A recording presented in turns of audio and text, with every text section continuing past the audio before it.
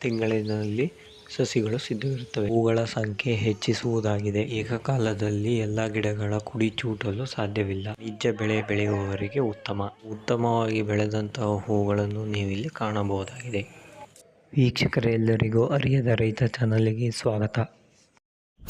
ಇವತ್ತು ನಾವು ಚೆಂಡು ಹೂವಿನ ಗಿಡಗಳನ್ನು ಬೆಳೆಯುವ ವಿಧಾನ ಹಾಗೂ ಕುಡಿಚೂಟುವ ಪ್ರಾಮುಖ್ಯತೆ ನೋಡೋಣ. ಇವತ್ತು ನಾವು ಚೆಂಡು ಹೂ ಗಿಡದ ಕುಡಿಚೂಟೋದು ಮತ್ತು ಅದರ ಪ್ರಾಮುಖ್ಯತೆ ಅಂತ ತಿಳ್ಕೊಳಕ್ಕೆ ಹೋಗ್ತಾ ಇದ್ದೀವಿ. ಅದಕ್ಕೆ ಮೊದಲು ಚೆಂಡು ಹೂ ಸಸಿಗಳನ್ನು ಬೆಳೆಯುವ ವಿಧಾನವನ್ನು ಒಂದೆರಡು ಸಾಲುಗಳಲ್ಲಿ ತಿಳ್ಕೊಳ್ಳೋಣ. 1 ಎಕರೆ ಜಾಗಕ್ಕೆ ಬೇಕಾಗುವ ಸಸಿಗಳಿಗೆ 15 ಅಡಿ ಉದ್ದ, 3 ಅಡಿ ಅಗಲ, ಅರ್ಧ ಅಡಿ ಎತ್ತರದ ಏರುಮಡಿಗಳನ್ನು 2 ಬುಟ್ಟಿ ಕೊಟ್ಟಿಗೆ ಗೊಬ್ಬರದೊಂದಿಗೆ ಮಿಶ್ರಣ ಮಾಡಿ 4 ಇಂಚು ಅಂತರದ ಸಾಲುಗಳಲ್ಲಿ ಬೀಜಗಳನ್ನು ಬಿತ್ತನೆ ಮಾಡಿದರೆ 1 ತಿಂಗಳಿನಲ್ಲಿ ಸಸಿಗಳು ಸಿದ್ಧವಿರುತ್ತವೆ. ನಾಟಿ ಮಾಡುವ ಜಾಗವನ್ನು ಉಳುಮೆ ಮಾಡಿ ಸಾವಯವ ಗೊಬ್ಬರಗಳೊಂದಿಗೆ ಮಿಶ್ರಣ ಮಾಡಿ 5 ಅಡಿ ಅಂತರದ ಬದುಗಳನ್ನು ನಿರ್ಮಿಸಿ ಬದುಗಳ ಮೇಲೆ 4 ಅಡಿ ಅಂತರದಲ್ಲಿ ಗಿಡಗಳನ್ನು ನಾಟಿ ಮಾಡಬೇಕು. 30 ರಿಂದ 45 ದಿನಗಳಲ್ಲಿ ಚಿಗುರು ಚಿವುಟಿ ಪೋಷಕಾಂಶಯುಕ್ತ ಗೊಬ್ಬರಗಳನ್ನು ಒದಗಿಸಬೇಕು. ಚೆಂಡು ಹೂ ಗಿಡಗಳಿಗೆ ಬಾಧಿಸುವ ರೋಗ ಬುಡ ಕೊಳೆ ರೋಗ ಮತ್ತು ಎಲೆ ಚುಕ್ಕೆ ರೋಗ. ಇದರ ನಿಯಂತ್ರಣಕ್ಕೆ ಬೋರ್ಡೋ ದ್ರಾವಣ ಉತ್ತಮ ಔಷಧ. ಯಾವುದೇ ಸಸ್ಯದ ಬೆಳವಣಿಗೆಗೆ ಅಲ್ಲಿನ ವಾತಾವರಣದ ಪ್ರಭಾವ ಹೆಚ್ಚಿರುವುದರಿಂದ ಸ್ಥಳೀಯ ಕೃಷಿ ಇಲಾಖೆಯ ಮಾಹಿತಿ ಮೇರೆಗೆ ಮುಂದುವರಿಯುವುದು ಒಳ್ಳೆಯದು.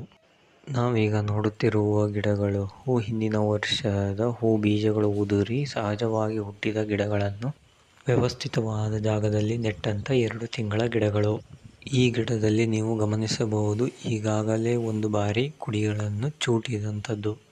ಸೊಕ್ಕಿ ಬೆಳೆದ ಗಿಡಗಳ ಕುಡಿ ಚೂಟುವ ಉದ್ದೇಶ ಗಿಡದ ರೆಂಬೆಗಳು ಹೆಚ್ಚಾಗಿ ಹೂಗಳ ಸಂಖ್ಯೆ ಹೆಚ್ಚಿಸುವುದಾಗಿದೆ.